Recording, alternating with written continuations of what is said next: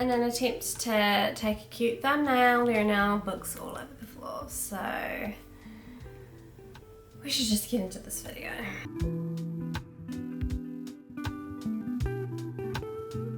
Kia ora everyone, welcome back to my channel. I'm Renee, and today I'm going to be doing the mid-year freakout tag. This is my first time doing this tag.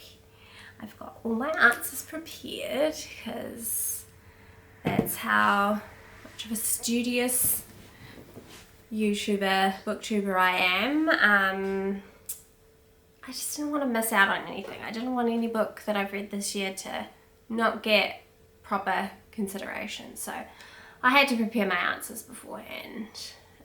Plus I want this to be like pretty snappy. But I think I need a cup of tea, so I'm just going to do that very quickly. Use this as a chance to pause, make yourself a drink, do whatever you want. I'll be back in a moment. Okay, we're back. Oh, we've got a bit of Venetian blind shadow action going on. That's good. Okay, first question. Best book you've read so far? You know what I'm going to say. It's White Teeth by Zadie Smith. It's my favourite book that I've read this year so far. I don't imagine anything that might top it, but hey, I look forward to reading something if it does. But yeah, at this point that is hands down my favourite book. I got to talk to someone in real life who read this book based off of my recommendation and loved it just as much as I did for all the same reasons. It made me feel really good. It validated me as a person who reads books and talks about it on the internet. It's become my mission in life to make sure everyone reads this book if they have not read it. So if you haven't read White Teeth, please go and read it. You will not be sorry. Okay, next question. Best sequel. The only sequel that I have read this year is Story of a New Name by Elena Ferrante. So that would have to be my answer for that. I know it's not a sequel, but I read Kudos as well by Rachel Cusk this year, and I really enjoyed that, which is part of a series. So I'm gonna squeeze that one in there as well. As far as sequels go though, The Story of a New Name is a very, very good one. You've got drama, you've got summer vacation, holiday, why did I say vacation? Lots of ice cream, long days on the beach. I love it. Okay, next question. New release that you want to read but haven't yet. Lapvona by Tessa Moshfegh, because I want to be like all the other girlies. I'm just also very intrigued by the premise of this book and the things, the themes, the gore that Otessa has explored in this book, and yeah, I wanna see what all the fuss is about really. Either Or by Elif Batuman. Although I didn't love The Idiot, I am still very intrigued to find out what Salon has been up to, and maybe that needs to be handed to Elif Batuman for creating such a, I won't say interesting because I didn't find her all that interesting. I don't know, just a character that you want to kind of find out about more. I want to see how she's doing. I want to see what the fallout from Sven, is that his name? I cannot remember. It's not Sven. Ivan. What happened with Ivan? You know, how's your girl Svetlana doing? I want to catch up with Salon and see how her education's going. So that's another one. Another two that I really want to read are Dogs of Summer. I don't know if this one's a new release that has come out or is going to, but either way. Dogs of Summer by Andrea Abro. I believe this is a translated fiction from the Italian. It's been described as or compared to Elena Ferrante's Neapolitan Quartet. themes around friendship, female friendship, that kind of thing. Definitely sounds like something I would be down with. And then another book that I really, really want to read is Translating Myself by Jhumpa Lahiri. I haven't actually read any of Jhumpa's fiction or non-fiction, but I have read her translated works, so works that she translated by Domenico Starnone, and I love the way that she writes about and talks about translation as its own creative process to writing. I think if you've read any of the books that she's translated, she always goes deep into meaning behind words and the feelings that they give and the moods that are set across the book, and really trying to capture that in another language. I mean, how can that not be its own creative process when you're literally trying to take the essence of a book and present it in a completely new language for others to feel the same way. Yeah, it's beautiful. So I really want to read that as well. Okay, next question. Most anticipated release for the second half of the year. This one was really hard. I don't know where you're supposed to find out what is coming out in the second part of the year. I've said it once before and I'll say it again. It's so hard to get good new release, especially when it comes to literary fiction in New Zealand. We're a tiny, tiny country all the way at the bottom of the world, and books are so hard to get here. And a lot of the time we don't get the things that I want to get at the same time as everyone else. So I don't particularly follow a lot of new releases or up and coming books. Yeah, I have no idea where I'm supposed to find this information. So if anyone has any recommendations for a good blog or a list or something that I should know about so that I can be in the know, that would be great. Okay, next question. Biggest disappointment. I have two books for this one. I have The Pisces by Melissa Broder and Love in the Big City by Sang-Young Park. Now, both these novels were disappointing because a lot of people that I follow and hold similar tastes to spoke really highly of both these books, and I was excited to get into them, and they just didn't quite do it for me. They weren't exciting enough for me, and yeah, that's why they're a bit of a disappointment, but it's fine. Not all books are for everyone, so those just happen to be two that I read this year that weren't for me. Okay, next question. Biggest surprise. I'm gonna say Department of Speculation by Jenny Offal. It was not surprising to me that I would enjoy this book.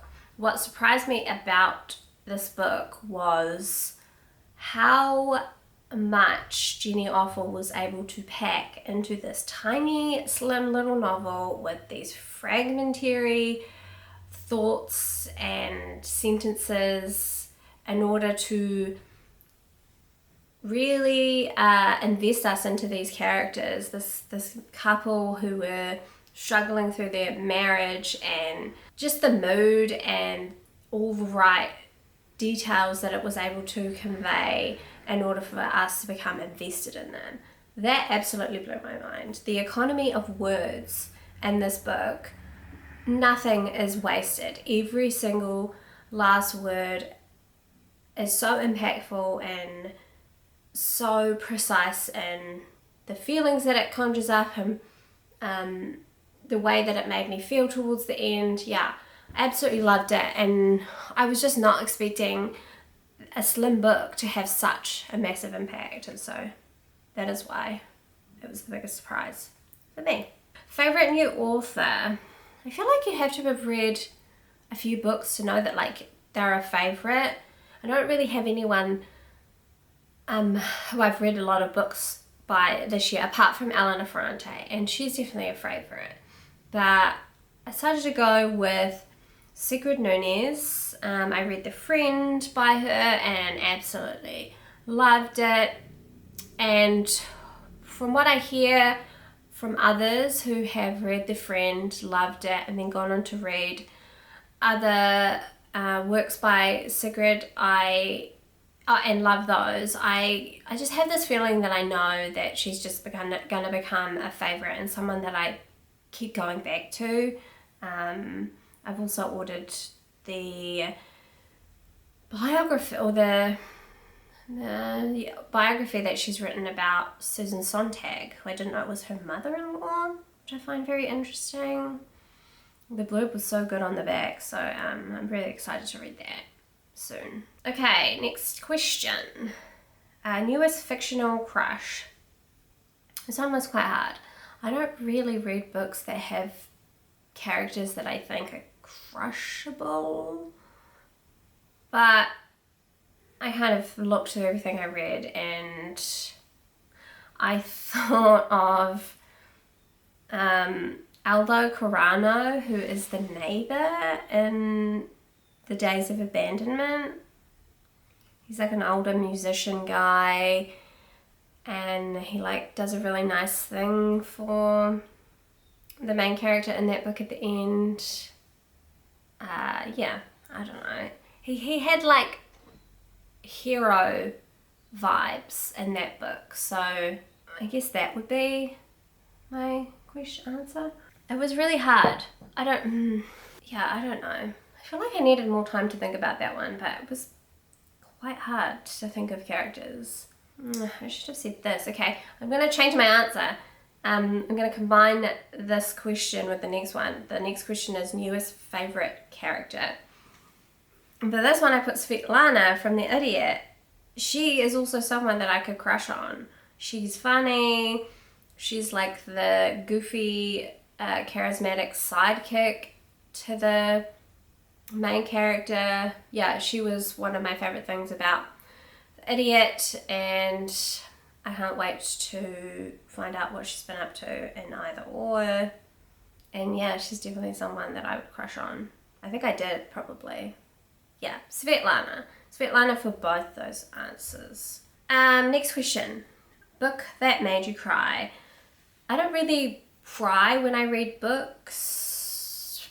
It's just something that I don't do often. Especially not when I'm reading. But books that could have made me cry or really tugged on my heartstrings were Crying in H Mart and Sorrow and Bliss. There were definitely moments in those books that I related to, felt strong connections to the people in those books and what they were going through. Sometimes it was quite confronting, but yeah, those are books that could have possibly made me cry, but no tears were actually shed. Next question. Book that made you happy. I don't read like a lot of happy books, but I guess that's not the question. The question is what book made you happy? So the answer that I gave for this one is Too Much and Not the Mood by Durga Bowles. I absolutely loved that book. I loved every moment of reading it. I think I remember sitting there with a goofy grin on my face as I was reading it, looking forward to the day when I get to revisit it, which I'm hoping will be really soon. Yeah, I just loved everything about that book.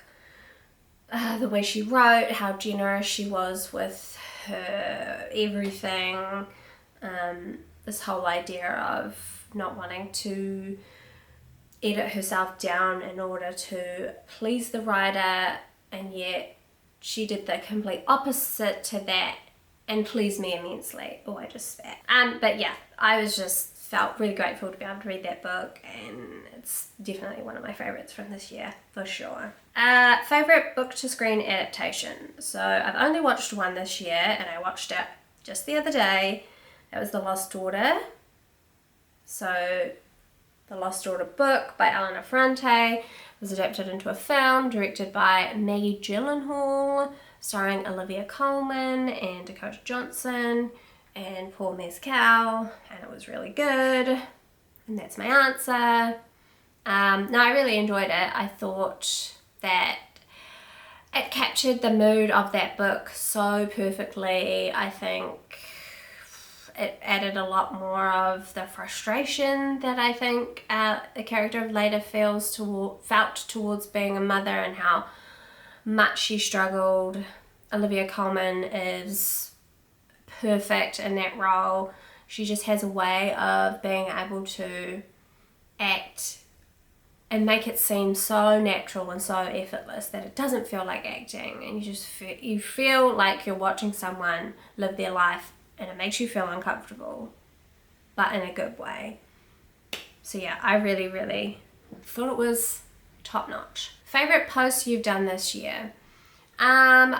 Probably my book unhaul video. That was a really cathartic video to film.